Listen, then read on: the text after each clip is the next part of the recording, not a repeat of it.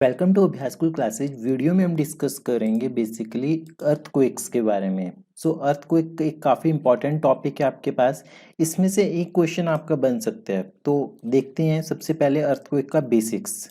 तो सबसे first thing क्या है कि अर्थक्वेक क्या होता है। It is shaking of earth surface. जब अर्थ का सरफेस जब वो शेक करना शुरू हो जाते हैं due to sudden release of the energy in the lithosphere. Lithosphere में एनर्जी रिलीज होती है, तो उसकी वजह से अर्थ शेक करना शुरू होती है। दैट क्रिएट सिज्मिक वेव्स, तो उसे बोलते हैं हम अर्थक्वेक।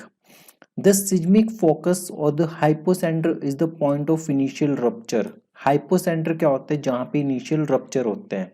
और एपिसेंटर क्या होता है, it is directly above it on the ground. अगर मान लेते हैं कि आपके पास कि ये अर्थ का सरफेस है, यहाँ पे आपके पास हाइपोसेंटर था, तो हाइपोसेंटर के बिल्कुल ऊपर ये क्या होगा आपका, ये होगा epicentre. Epicentre is directly above it on the ground. The epicentre is where earthquake waves are first observed. Epicentre क्या होगा, जहां पे अर्थक्वेक वेव सबसे पहले ऑब्जर्व की गई है। तो ऑब्वियसली ये डिस्टेंस ज्यादा होगा या ये डिस्टेंस ज्यादा होगा, ये वाला डिस्टेंस ज्यादा होगा, ये डिस्टेंस कम होगा। ठीक है। सिस्मिक वेव्स की बात करें तो ये दो टाइप की होती है, प्राइमरी वेव्स और सेकेंडरी वेव्स। प्राइमरी वेव्स वैसे ही होती है जैसे साउंड वेव्स होती है।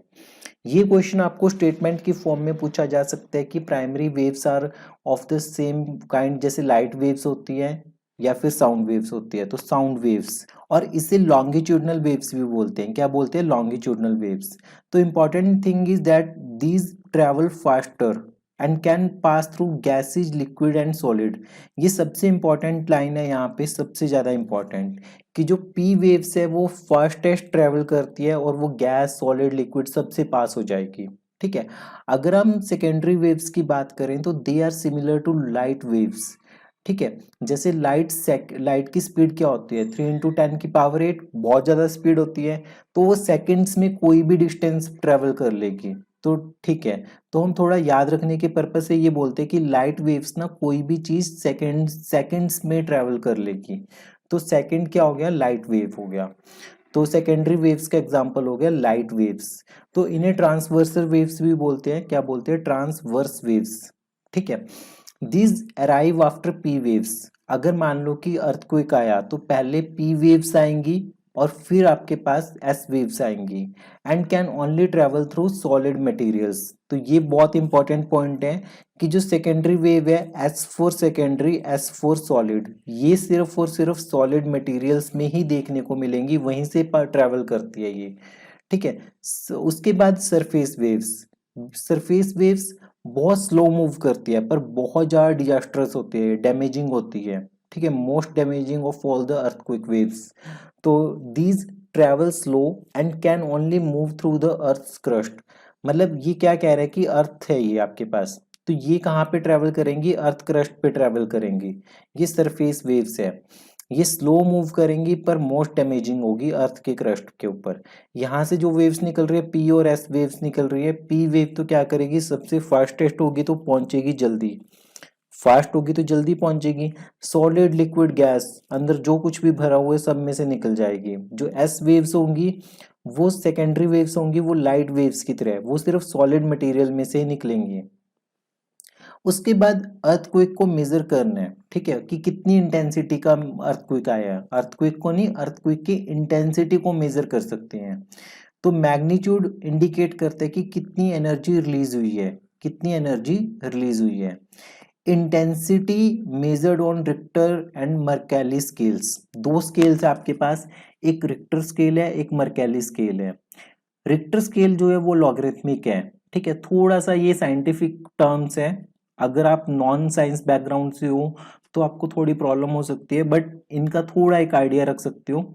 And each step represents a 10-fold increase in the amplitude. मतलब जैसे एक एक स्टेप इंक्रीज हो रहा है ना, जैसे 1 2 3 4 रिक्टर स्केल पे कितनी तीव्रता मापी गई, तो वो हर एक स्टेप रिप्रेजेंट करते हैं 10-fold increase in the amplitude.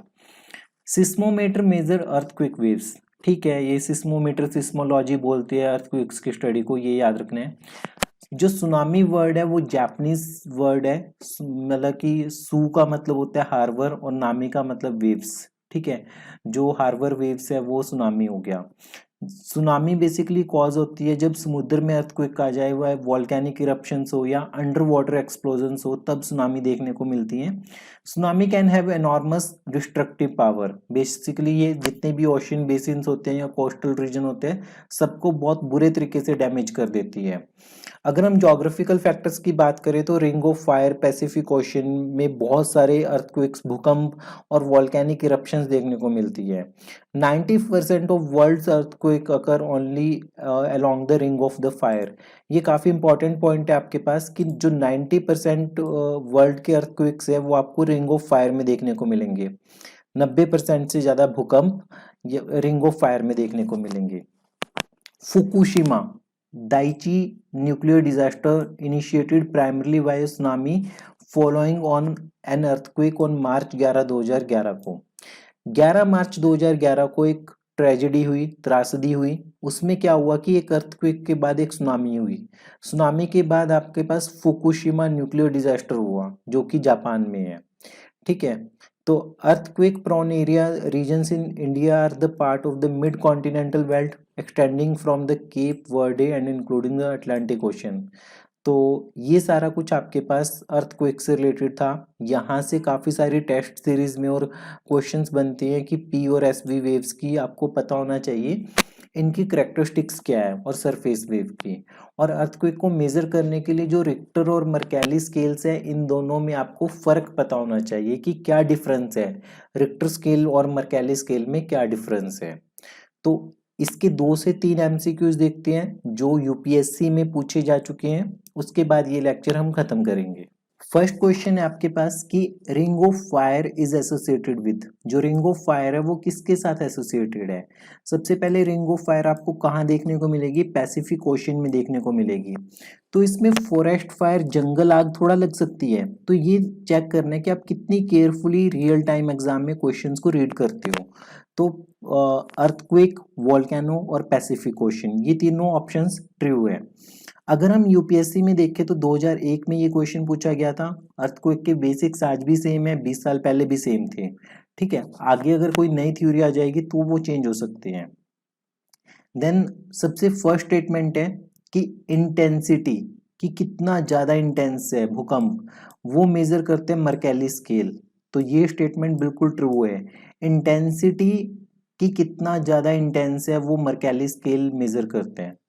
और जो मैग्नीट्यूड है, earthquakes magnitude is the measurement of the energy release. कि मैग्नीट्यूड से हमें क्या पता चलता है कि कितनी एनर्जी रिलीज हुई है। देखो, मैग्नीट्यूड और इंटेंसिटी दो अलग अलग चीजें हैं। Magnitude of earthquake depend directly upon the amplitude of an earthquake wave. जितना ज्यादा एम्पलीट्यूड होगा उतना ज्यादा मैग्नीट्यूड होगा। ठीक है, तो वो डायरेक्टली डिपेंड करेगा। Every integer on the Richter scale show 100 times increase in the energy release। ये गलत है, 10 times होते हैं, not 100 times। ठीक है, तो ये चीज आपको ध्यान में रखनी है। रिक्टर स्केल को किस लिए यूज करते हैं? इंटेंसिटी को मेजर करने के लिए अर्थक्वेक की। तो यूपीएससी में 2006 में भी ये क्वेश्चन पूछा हुआ था। सबसे पहले क्वेश्चन है कि Richter scale is a logarithmic scale. तो ये स्टेटमेंट बिल्कुल ट्रू है। सो एन इंक्रीज ऑफ 1 मैग्नीट्यूड, जैसे मान लो कि कहीं पे 5 रिक्टर स्केल पे 5 तीव्रता का भूकंप आया, कहीं पे 6 तीव्रता का भूकंप आया, 5 से 6 इंक्रीज हो गया, तो इसका मतलब कि एम्पलीट्यूड मतलब कि एनर्जी 10 टाइम्स इंक्रीज होगी। ठीक है, तो पहला ऑप्शन बिल्कुल ट्रू है। सेकंड है कि each integer reading of the Richter scale has an energy of 100 times. नहीं, 100 टाइम्स नहीं होगी, 10 टाइम्स होती है। कितना होती है ये? 10 टाइम्स। तो each number of the seismograph represent 10 times amplitude, 32 times energy. तो ये याद रखना है। सिस्मिक वेव ऑफ इंटेंसिटी 1, जिसकी इंटेंसिटी 1 होगी वो कितनी एनर्जी रिलीज करेगी? 6 आउंस ऑफ टीएनटी।